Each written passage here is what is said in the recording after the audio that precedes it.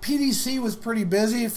That's the Professional Developers Conference. Microsoft hosts one of those every time they're getting ready to typically roll out a new platform, and I'm not going to kind of go into all that right now, but one of the items discussed at the PDC was Microsoft's very, very intent on going after Google Docs, and they're going to do that by web converting Microsoft Office, the new version, which is codenamed Office 14, to not only have a software that you install on your PC, but also host in the cloud, just like Google Docs. They want to go toe-to-toe with Google Docs.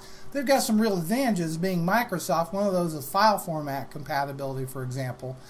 Don't know what the cost is. I've heard that it's going to be basically maybe two versions, a paid version and then an ad-supported version. I don't know about that.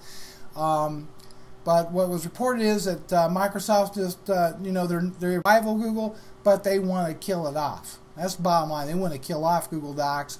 And they did a demo at the PDC of Microsoft OneNote running on the web and compared that with a PC version and having people working seamlessly, collaborating on notes and that sort of thing, and it worked very, very, very well. So they call it webification. The webification of Office promises a functionality that goes beyond Microsoft already offers as Google alternatives in its existing Windows Live program. In fact, Microsoft says it'll deliver the Office apps via Office Live. The beauty of this approach, and why it may actually succeed in winning converts from Google Docs, is that Microsoft starts the web competition with a big advantage in terms of file formats, as I said earlier.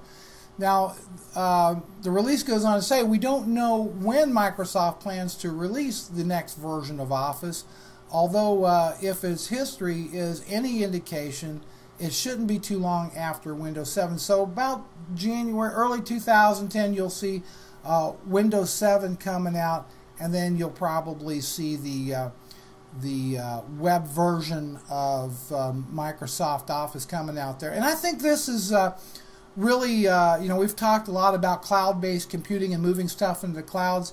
I see this as an attractive way for your business to save a lot of money going to a subscription-based or even an advertising-supported version of Office if your needs are fairly light.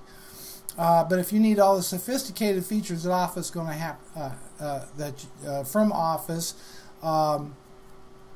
then it probably won't do you a whole lot of good. But really, more and more things are going to be moved off of the desktop and installation on the desktop or the server and live in the clouds. It's going to save you money. It's going to make you more productive, or certainly it's going to help you ramp up quicker and compete more effectively with the big guys. I am, for the most part, in favor of as much cloud-based computing as practical.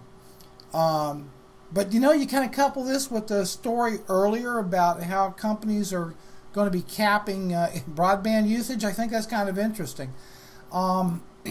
I believe that, though, with these ISPs that are wanting to cap the usage, if you have a business class, i.e. a more expensive account, then you'll get the unlimited data. I hope so, because if not, I could see where a busy company, a lot of employees using things like Skype for telephone service and GoToMeeting for web presentations, and they're using Microsoft Office Live or Google Docs or whatever. I see where they could really start piling up the usage on their broadband. So I thought that was kind of interesting.